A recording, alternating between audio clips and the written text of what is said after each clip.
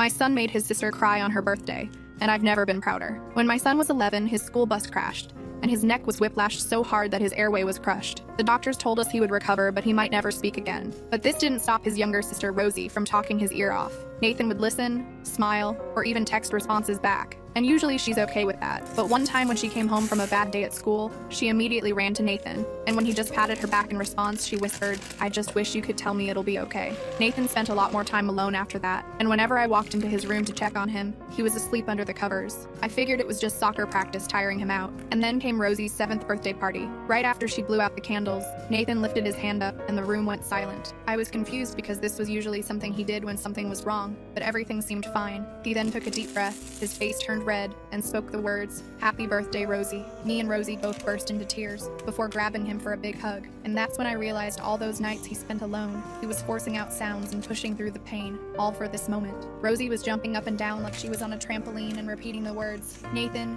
you talked. You really talked." Nathan just smiled, his voice still raw, but his eyes brighter than I'd seen in years. Because for the first time since the accident, he wasn't just listening, he was heard.